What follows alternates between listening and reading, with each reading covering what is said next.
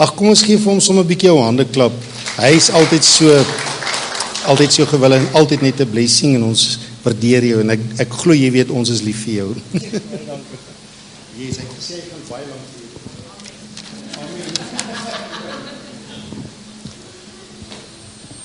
Etienne en gemeente, baie dankie vir die voorreg om hier te wees. Ek het nie vir Etienne of vir een van my kinders gesê waaroor ek vandag gaan bedien nie. Ons het gesing Amazing Grace en ek gaan inderdaad praat vandag oor God se genade, want ek dink nie ons verstaan genade altyd mooi nie.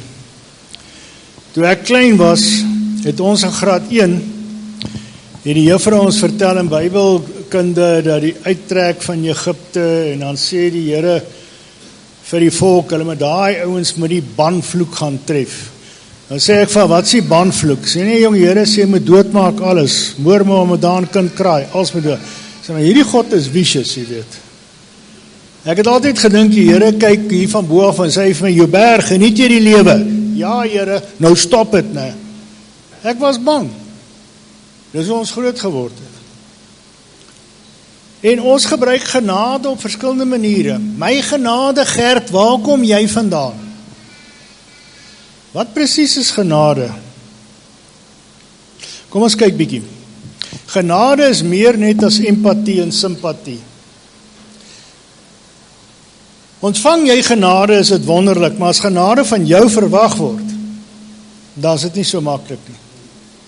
Jy kan ook nie genade verdien nie, né? Dis 'n kontradiksie in terme. Dis om 'n verrassingspartytjie vir jouself te hou, né? Jy kan nie dit doen nie. En wanneer jy dink jy genade moet verdien, dan is dit nie meer genade nie.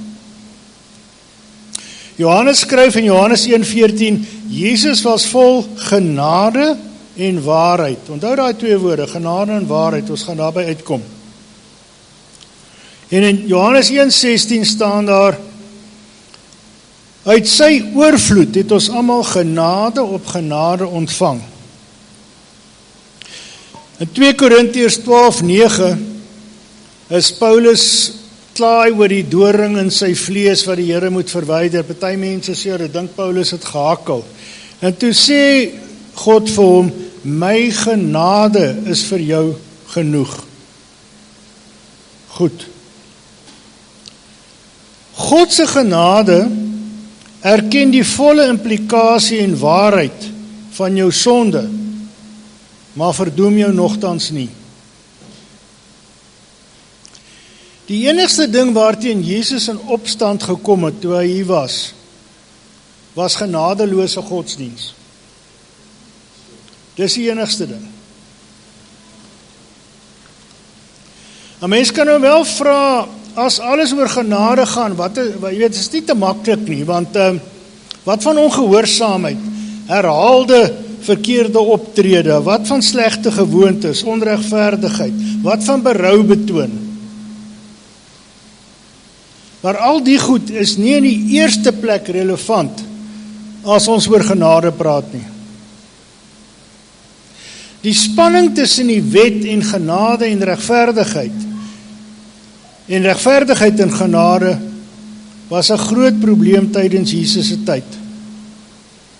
Die Fariseërs het die wet gehou, tevens hulle het 614 wette van die 10 gebooie afgelei, alles gehou, so as ons presteer teenoor die Here, dan sal ons sy genade ontvang. Maar dit werk nie so nie.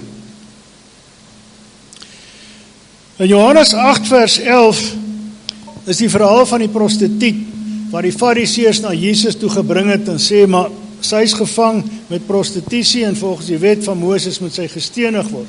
Toe sê Jesus, een van julle wat onskuldig is, gooi die eerste klip. En toe sak hy, toe skryf hy op die grond.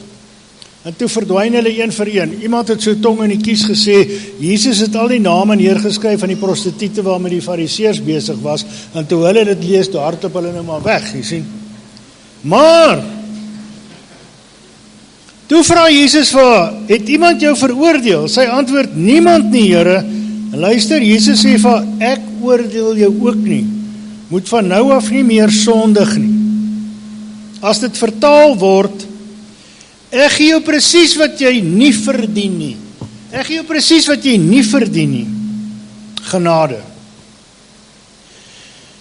Jesus het nie 'n balans probeer bring tussen genade en waarheid nie.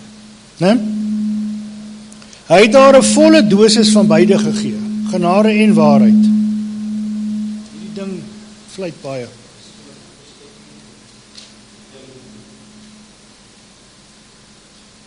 OK.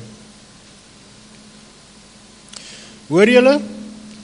Eers moet jy God se genade aanvaar, sodat jy daarna in dankbaarheid jou lewe kan verander.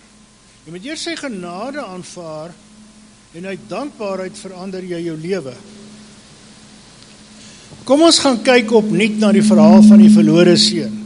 Nou gaan jy vir my sê asseblief, net nie weer 'n preek oor die verlore seun.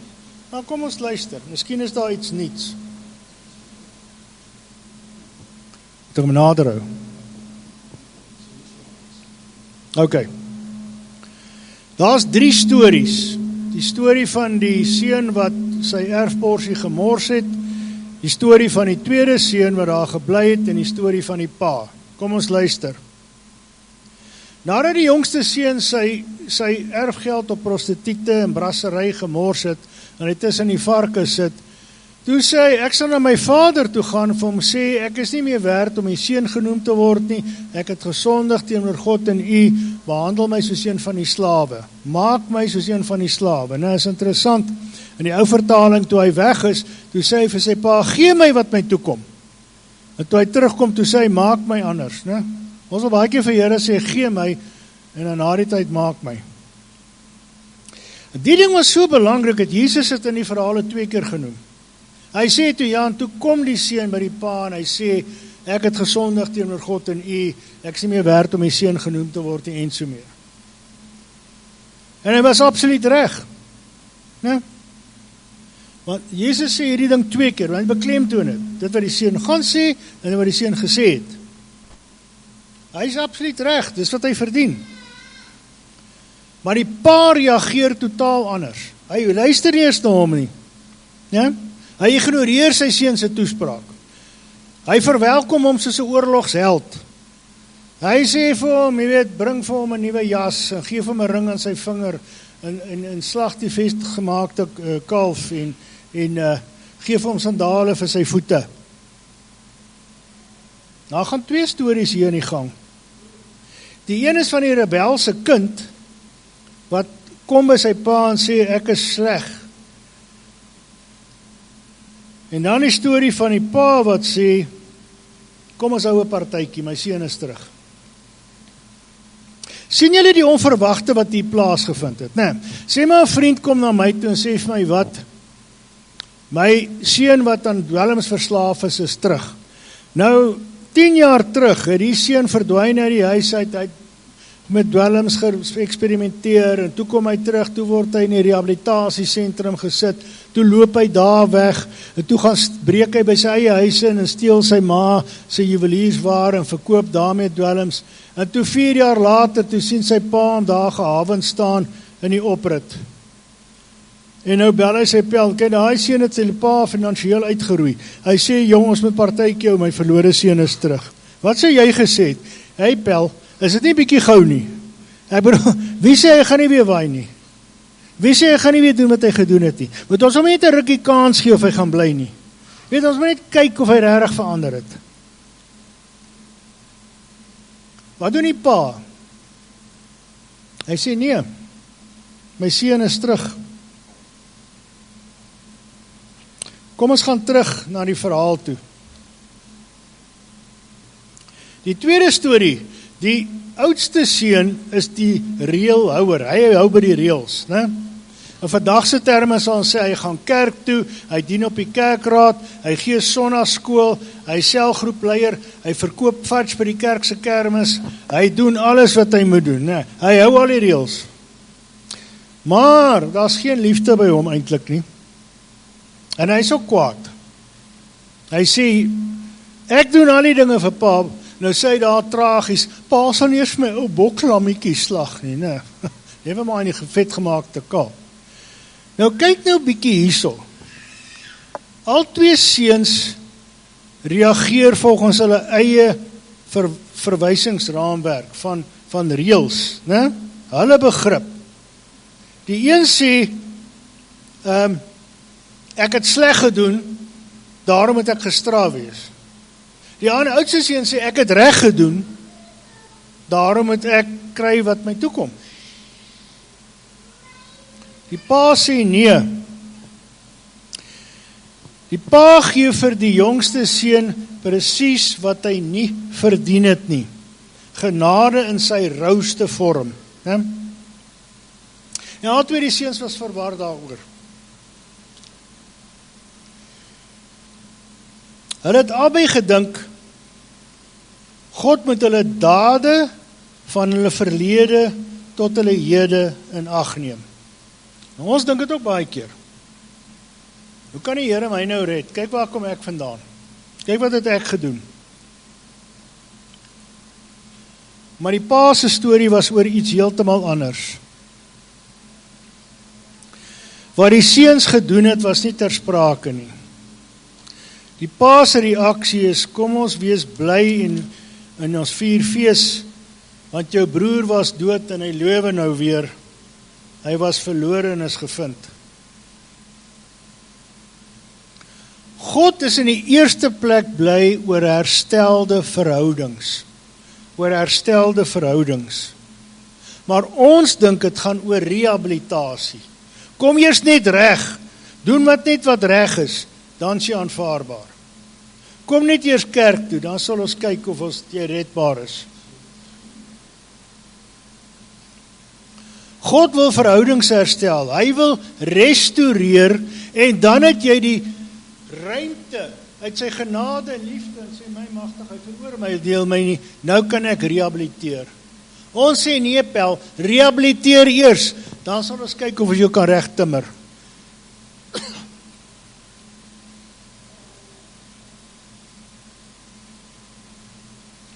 God se storie. God fokus op wat jy op jou en nie wat jy gedoen het nie. Dawid het berekend moord en egbreek gepleeg, né? Moses het nog 'n meer probleem gehad. Ja, hy het die Egiptenaar doodgeslaan, en toe slaan hy die rots toe, en die rots moes praat vir water, toe slaan hy die kliptafel stikkend. Navorsing het bewys, hy is die enigste in die hele wêreld wat al 10 gebooie gelyk gebreek het, one shot. Ja. Dawid maak berekend Uria dood, en hy pleeg egbreek met Batseba.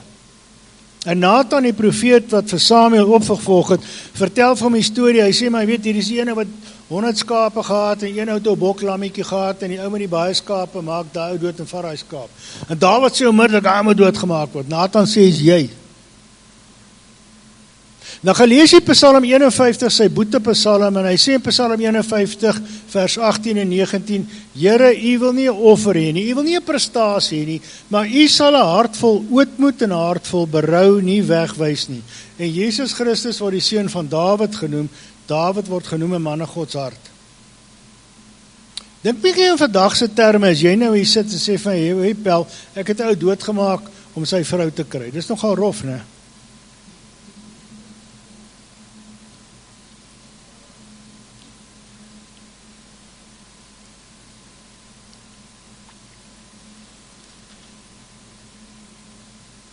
God sê, my genade is vir jou genoeg. Ek is bly jy's terug. En daarom, in sy veroordelende, genadige aanvaarding van jou, het jy die ruimte om te verander, om die regte ding te doen. Hoor julle wat ek sê? Jy moet nie eers die regte ding doen nie, en dan dink, nou verdien ek God se genade. Jy kan nie God se genade verdien nie. God sê, die pa sê, ek jou lief, kom terug. En toe die jongste seun die ruimte om te ontspan en die regte ding te doen. Ons op aarde doen nie dit nie. Ons is geneig om dit nie te doen nie. God wil eers die verhouding herstel. Dan het jy die ruimte om te verander. 'n Baie belangrike ander punt, Philip Yancey, hy het pragtige boeke geskryf, When Life Hurts en so meer. Hy praat van die skandalige wiskunde van God se genade. Want in Matteus 20 vers 1 tot 16 vertel Jesus die verhaal van die landheer wat 8:00 die oggend gaan kyk klomp werkers en sê hulle moet in die lande gaan werk van die wingerde en hy sê ek betaal julle sê maar R100. En toe sê hy maar die werk is te veel en daar laatmiddag gaan kry weer 'n klomp en hy sê ek betaal julle R100. En 2 uur voordat nou op 'n werk toe kry hy nog werkers en hy betaal hulle almal R100. En die ouens wat eerste begin sê maar wat gaan hier aan? Ons het 8 ure gewerk, hierdie ou 2 gebeur, ons kry dieselfde geld. Jy sê, ons my keuse om te maak my geld wat ek wil. Jy sê, maar ons sê is onregverdig. Presies wat die oudste seun gesê het, is nie regverdig nie. Nee?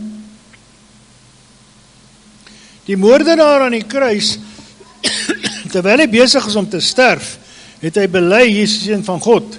Toe sê Jesus vir my, vandag sê jy saam in die paradys wees. Nou ek weet, ons kan naïef wees en sê, man, ek kan doen my lewe net wat ek wil, net so rukkie voor ek doodgaan, en ek sê, ag Here, red my. Dan mis jy die punt, nee. Jy mis die punt.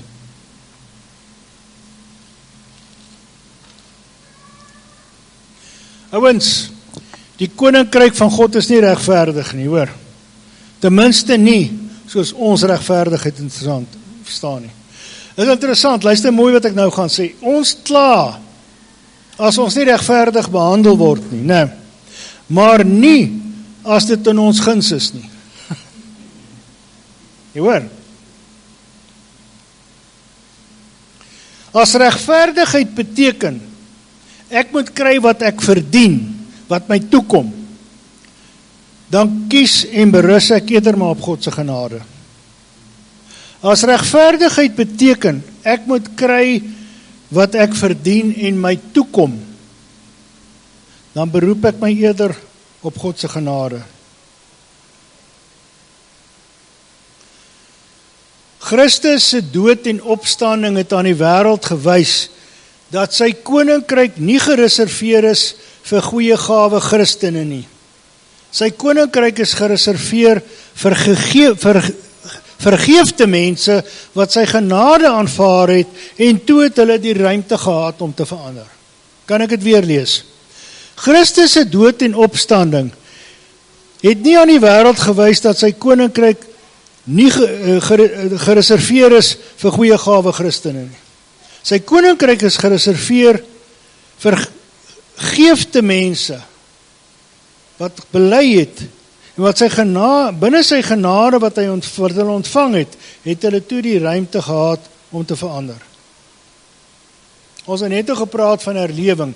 Reëls en regulasies van die eerste kerk af, en veral met die Rooms-Katolieke kerk en so meer en al die dinge. Reëls en regulasies het meer mense weggejaag van God in die kerk af as hulle mense aangetrek. Godsdienst is 'n gevaarlike ding. Godsdienst is die mens se poging by Jesus uit te kom. En hoe meer reëls en regulasies ons maak, hoe meer sê die gewone ou, maar ek kan nie al die goed nakom nie. So ek sê goed genoeg vir die Here nie. Dis hoekom Jesus Christus disippels gekies het wat niks gehad het om te verloor nie. Hy het gewone vissermanne gekies en sy hele kerk op hulle gebou. Hy het nie na die Universiteit van Galilea toe gegaan en 12 top professors gekies vir die disippels of dan die sakekamer van Jerusalem en die 12 top sakemanne gekies nie. Hy het gewone mense gekies wat hulle kon sien. My genade is genoeg. Petrus, die voortvarende ou, nee. Hy het net sy mond oopgemaak om voete te verwissel. Nee. Hy is baie voortvarend, altyd. Jy weet, hy is daar op die berg van verheerliking en sê, maar kom ons bou 4 hitte of 3 hitte hierso. Jy weet, lekker. Hy kap Malchus se oor af. Nee, hy is lekker voortvarend. En toe hardloop hy weg. Ek sal die Here nooit verlaai nie. En toe hardloop hy weg. Maar gaan kyk na dieselfde Petrus na die uitstorting van die Heilige Gees in Handelinge, daai toespraak wat hy hou. Ongelooflik. Die Markus evangelie is eintlik Petrus se evangelie. Petrus het hom gedikteer. OK. Goed. Reëls en regulasies is nie genade nie. Hou hierdie ding vas. Aanvaar God se genade dat hy jou onvoorwaardelik liefhet, dan het jy die ruimte om te verander. God sê nie verander eers, dan gee ek vir jou genade nie. kom net by, gaan net kerk toe, woon net die selgroep by. Daar is ons terug by reëls. Dis presies wat die fariseërs gedoen het. Dis die enigste ding wat Jesus gegrief het. En daarom het hy met gewone, sondige mense geassosieer. Hy het vir die prostituut gesê, ek oordeel jou ook nie, moenie meer sondig nie. Hy het presies vir haar gegee wat sy nie verdien nie. Waarheid, ja, jy het gesondig, maar genade. Hy steek nie die waarheid weg nie. Here, ek het gesondig, maar ek beroep my op die genade wat U beloof het, vir my sal gee, en daarom het ek die ruimte om te verander. Ek gaan nie verander om te presteer teenoor U en sê, maar okay, nou is jy goed genoeg om my genade te ontvang nie. Amen. Kom ons sluit die oë. Here, ons prys U vir U genade, vir U amazing grace, U onverstaanbare genade, en ons het dikwels 'n skewe beeld van U liefde vir ons. Ons is so ingestel op prestasie elke dag, op werkgebied, kerkgebied, sportgebied, kultuurgebied, en ons is so gewoon, die wêreld sê vir jou, is net die moeite werd as jy presteer. Jy moet reg doen. Jy moet die reëls van die Bybel slaafs navolg, en net nie skeef trap nie, maar as jy in die moeilikheid. Here, en U sê vir ons, weet jy, moenie bekommerd wees nie. In Efesiërs 1 vers 4 en 5 sê vir ons, God het ons voor die skepping van die heelal gepredestineer. Psalm 139 vers 13 sê vir ons, Here, U het ons fyn aan mekaar geweef in die skoot van ons moeders. En Jeremia 1:5, God het ons voor ons geboorte vir hom afgesonder. In Genesis 1:27, God het ons na sy beeld geskape. Ons is perfek voor God. Ja, wat ons dink, doen, voel of sê, kan dalk nie reg wees nie. Maar Here, as U sê, as ons dit bely, het jy die genade wat ek vir jou oorvloedig gee, sodat jy kan verander. Kom na my toe, almal wat vermoeid en belas is, en ek sal julle rus gee. Filippense 1 sê, U wat die goeie werk in ons begin het, U sal dit voltooi. Romeine 12:2 sê vir ons, laat toe dat God jou denke verander. En dan sê Romeine 8:28, God sal alles ten goeie laat meewerk, vir hom wat hy geroep het. En Romeine 8:38 sê, jy moet weet, niks sal jou kan skei, oor die aarde, op die aarde, onder die aarde, van die liefde van Jesus Christus nie. En Here, vandag beroep ons daarop, dat ons uitgestuur word volgens Matteus 4:19, hy maak ons vissers van mense, en ons loof U. Amen.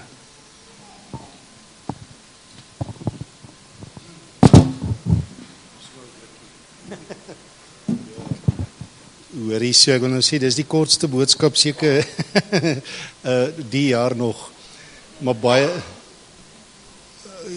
baie dankie Pieter. Vanoggend se aanslag van Pieter was in my view 'n vaderlike boodskap. Ek sien eintlik so die mooi beeld van 'n gesin waar kinders so sit en luister na 'n pa wat lewensbeginsels oordra. Maar daar was 'n groot man van God met die naam van Billy Graham. Wie van julle is groot aanhangers? Hy is al oorlede, maar sal leer hom as 'n God's General. Nou, ek weet nie of hy ooit die ripple effek van sy bediening kan kyk hoe ver dit strek nie. Stem jy saam? Want hy het miljoene mense voor gepreek, wat hy ou nooit kan sê, okay, daar het soveel mense tot redding gekom nie, en daai mense wat tot redding gekom het weer ander by die Here uitgebring. Ek onthou, toe ek net by die Here gekom het, en staan ek in die Oka in Sasolburg, en ek kan nie onthou die dag, 'n swart man staan daar, en hy gesels, hy werk vir Oka, hy het die rakke gepak, en op 'n manier begin ek en hy te gesels, en so begin ons oor die Here te gesels, en hy sê vir my, hy was in Lesotho gewees, waar Reinhard Bonke gepreek het, en hy het uitgegaan, en hy het gekniel, en hy het God aangeneem as sy redder. So, 'n ou kan sê, jy sien die naam Reinhard Bonke, Billy Graham loop ver. Nou Billy Graham het op sy sterfbed, of naby sy einde, het hy die stelling gemaak, en dis een van die kragtigste stellings, wat as ek aan Billy Graham dink, en om saam te vat, wat Pieter vandag bedien het, hy het hierdie woorde gesê, want ek dink hy was 99 en sekere maande voor sy dood voor hy 100 is hy oorlede. En hy, kort voor sy dood, het hy hierdie woorde gesê, I do not go to heaven because I prayed and I preached for millions and millions of people the gospel of Jesus Christ. Hy sê, I go to heaven because I fell down as a sinner before the cross and I'm forgiven. En dit som vir my alles op. Die uitvloeisel van dit wat Pieter bedien vandag is, dit gaan vir God oor wie God is. God is genadig. As ons God beskryf, hy is onbeskryflik, maar as ons sekere attributes aan hom beskryf, liefde, genade, trou, dit is wie hy is.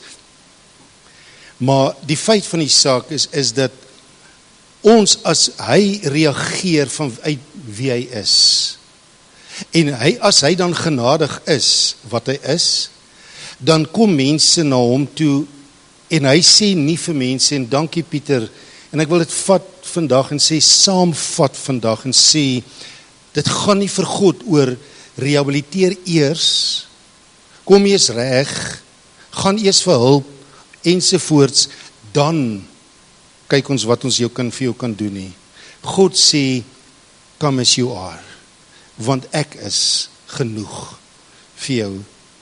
En dank die Here vandag, en as ek dit net weer kan highlight, deur die jare heen, ons het nou in klompie jare in Walvisbaai bedien, in Otjiwarongo en in Vryburg, en ons het nou al geleer, sekere dinge, ek sal nie sê ons ken baie nie, maar een ding wat ek geleer het is, om die spore van God te treis, die spore van sy werking, die skrif sê die wind, ons kan nie die wind sien nie, maar ons kan die effek van, en ons kan sien waar hy werk, stem nie saam.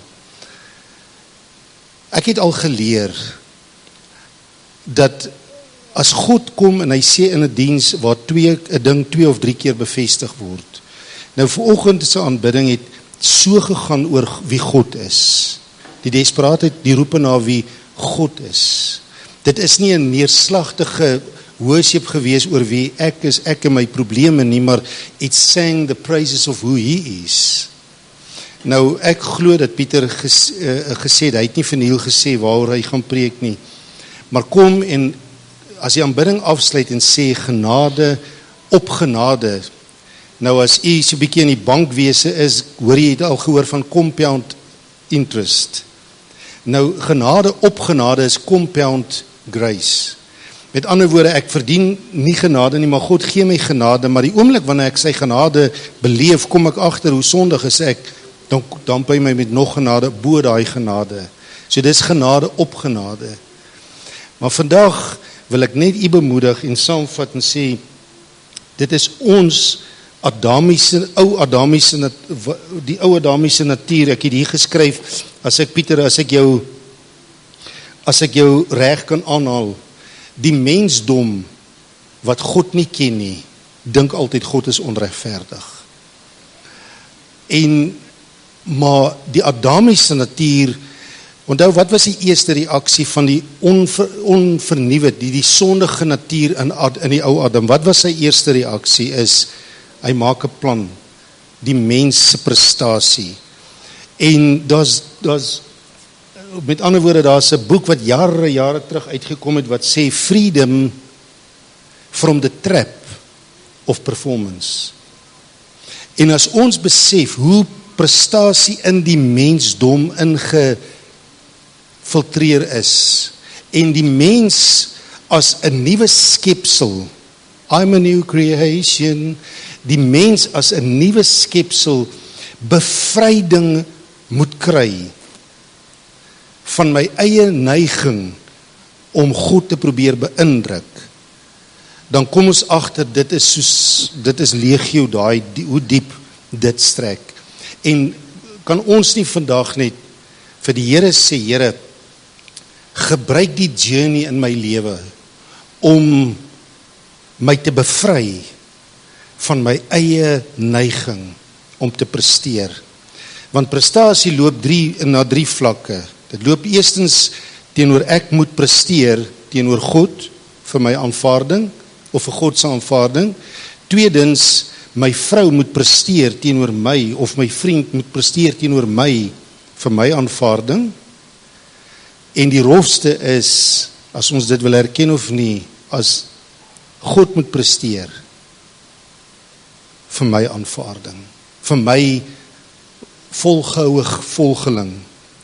Dink aan die vriende van Daniel wat gesê het, al verlos God ons, help my gou, wie ken dit wat het hulle gesê? Ons God het mag, maar al verlos ons God ons nie, sal ons steeds nie buig nie. Nou wie van u het al onbeantwoorde gebede gehad in jou lewe? As jy nog nie 'n onbeantwoorde gebed gehad het, het jy nog nie gebid nie. Dit gebeur, ouens, because it's part of life. En baie keer gebeur die aanbidding of die beantwoording van gebed totally anders as wat ons dit voor gehoop het of verwag het of iets. Maar wie van u wil vandag saam sê, Here, u bevry my so.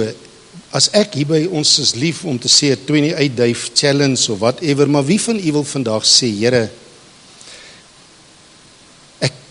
ek wil vandag eerlik wees, soos wat Paulus gesê het, na al sy journeys met u, na hy opgeruk is in die derde hemel, na hy alles gesien het, en hy nog steeds gesê het, Here, ek besef, ek ken nie God eintlik nie. Wie van u wil vandag sê, Here, ek ken nog nie, soos Paulus sê, die rykdom, in Efesiërs 3, die rykdom, die onaanspeurlike rykdom van sy genade. En dan te sê, Here, ek wil vandag sê, begin 'n journey in Februarie maand. Ons sal nou daai lys omstuur, om waar jy nou teken en sê, ek is in, nou joke nou, dis 'n grappie, maar jy kan net vir jouself dit uitmaak en sê, Here, ek wil sê, I sign up to this journey, om te sê, Here, bevry my, eerstens van performance, die trap van performance van myself, in my vriendskap met my mense, en my vriendskap met u. En dat help my om genade so bietjie meer te verstaan. Is so bevrydend.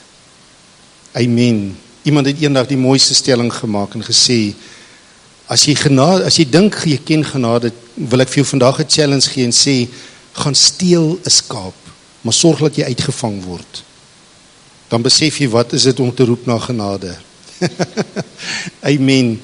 So, nou wil ek wil nou nie soos 'n klassieke charismatiese prediker sê, wie van u steek nou jou hande op nie, dit gaan nou nie daaroor nie, maar dink jy nie, ons kan, wil jy vandag in jou hart sê, Here, I say yes, Lord, om te sê, bevry my, as ek hier uitstap vandag, begin 'n proses van bevryding, van die onkunde van God se genade.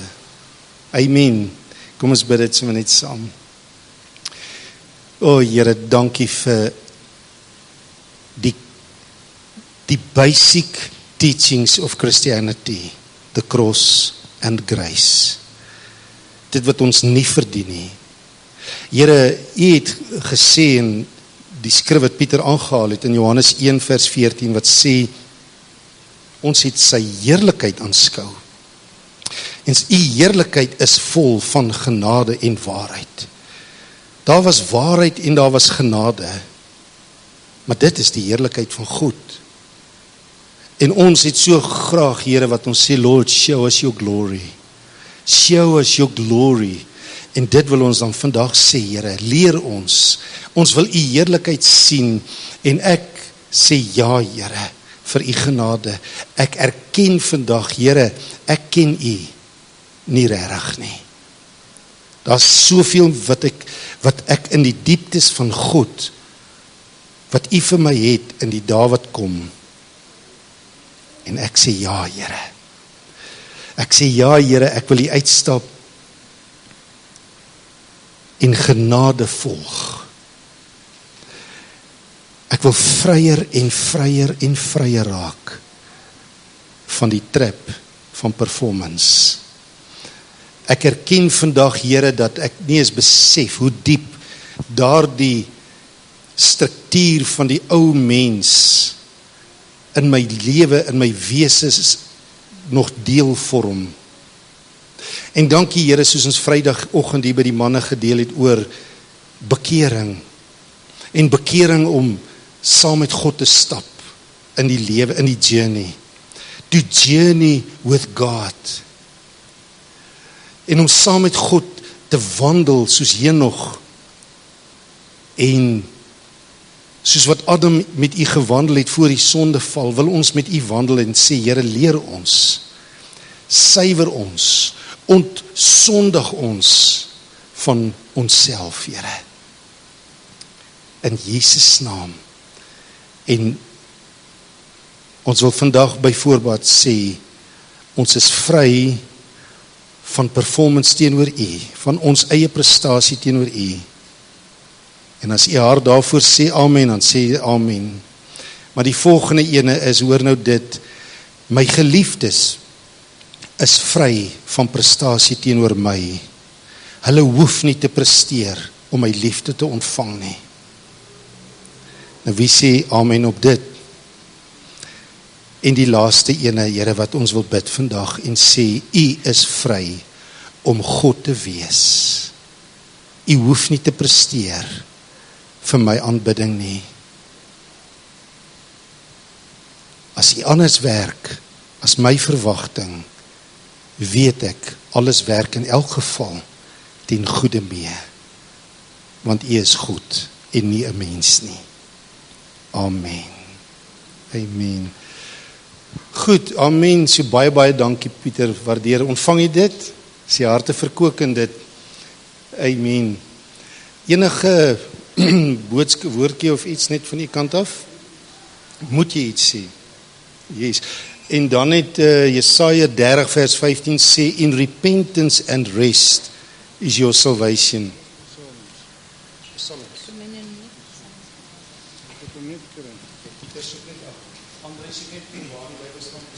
Ek het 'n lewende woord, Psalms is weg, maar hier het ek hom nou. Dit is sommer die laaste, ek dink dit seker al so 2-3 weke, wat hierdie vers, en ek ken dit almal, dit is Psalm 100 vers 5, want die Here is goed, sy goedertierenheid is tot in ewigheid, en sy trou van geslag tot geslag. Nou het ek al bietjie in my drom gemaal oor hierdie goedertierenheid. Jy weet wat beteken dit? Dit klink vir my is verskriklik omvattend en dit val genade is ingesluit by goedertierenheid en nog 'n klomp ander goed wat God net sê, my goedertierenheid is vir ewig. Dit hou nie op nie. Jy weet, en dit is van geslag tot geslag. Yes, as 'n ou dit nou in my taalkunde, goedertierenheid is goedheid wat aanhou in die moderne Afrikaanse woord vir goedertierenheid is barmhartigheid. Nou barmhartigheid, die Griekse woord daarvoor is agape, vir dieselfde woord die goedertierenheid, wat beteken eintlik dit maak nie saak wie ek is nie, maak nie saak wat ek is nie, dit verander nie aan wie God is nie. Dit is die definisie van goedertierenheid. Halleluja.